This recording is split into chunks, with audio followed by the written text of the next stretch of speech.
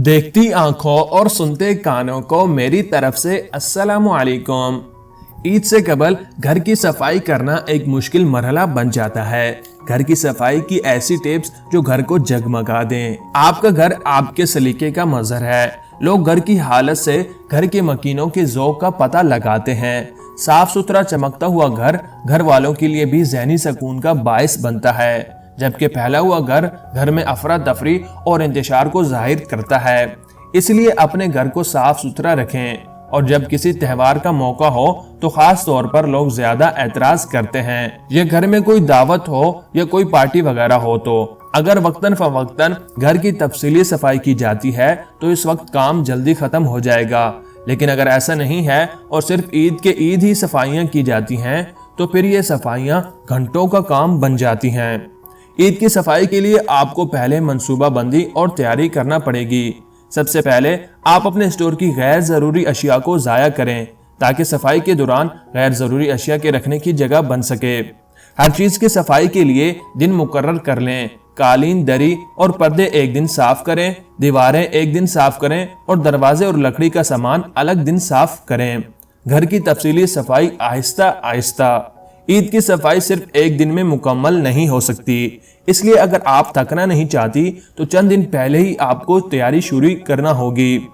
घर जब तक साफ नहीं होगा, जब तक कीड़े मकोड़ों से पाक ना हो। गर्मी में खास तौर पर घर के अंदर चूंटियां जगह जगह सुराख बना लेती हैं और निहायत ही परेशानी का बायस बनती हैं। इनसे निजात हासिल करने के लिए आपको किचन के कोनों में, गमलों के इतराफ में और सहन के चारों तरफ मिट्टी का तेल लगाना चाहिए।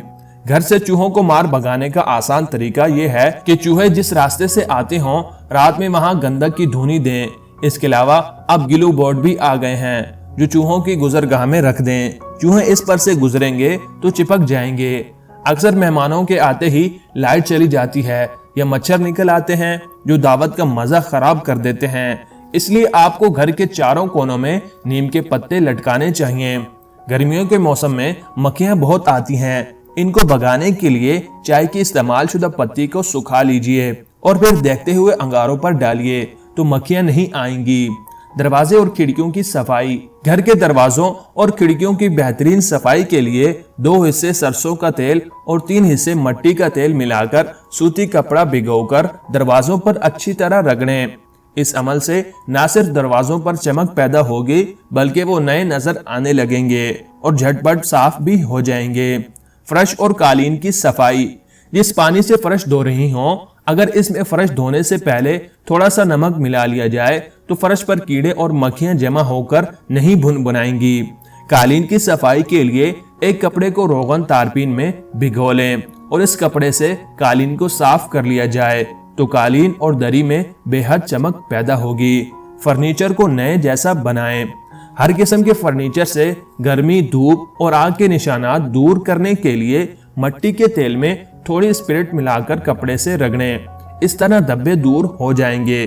जिस फर्नीचर पर फार्मिका चढ़ा हुआ हो, इसे चमकाने के लिए तारपीन का तेल लेकर फर्नीचर को साफ किया जाए। इस तरह से फर्नीचर में बहुत उम्दा चमक पैदा हो जाएगी और वो बिल्कुल नया नजर आने लगेगा। लकड़ी के फर्नीचर पर किसी किस्म की खराश या लकीरें पड़ जाएं तो इनको मिटाने के लिए आयोडीन लिक्विड कपड़े में लगाकर लगाएं, जिससे लकीरें मिट जाएंगी और फर्नीचर बिल्कुल नया मालूम होगा। घरों में अक्सर बेत की टोकरियां और फर्नीचर रखने का रवाज आम है। इन्हें साफ करने के लिए नीम गर्म पानी में नमक और सुहागा 1 चम्मच मिलाकर सूती कपड़े को गीला करके फेरें। इस नुस्खे के इस्तेमाल से बासों की अशिया बिल्कुल नई नजर आने लगेंगी। घर के वाशरूम्स को ना भूलें। घर के वाशरूम्स और किचन में नल की टूंटियों को साफ करने का आसान नुस्खा यह है कि नमक मिले हुए गर्म पानी को तमाम टूंटियों पर डालें और कुछ देर छोड़ दें और फिर किसी सख्त ब्रश पर खाने का सोडा और वॉशिंग सोडा लगाकर अच्छी तरह से रगड़ें। फ्लैश की पिलाहट दूर करने के लिए लीमू का अर्क, सर्फ और बारीक रेत मिला लें और लगाकर छोड़ दें, फिर ब्रश से मांज लें। इस तरीके से सफेद वॉशरूम बेसन भी साफ किया जा सकता है। उम्मीद करते हैं कि छोटी सी काविश आप लोगों को पसंद आई होगी। अगर पसंद आई हो तो वीडियो को लाइक कर दीजिएगा। शुक्रिया।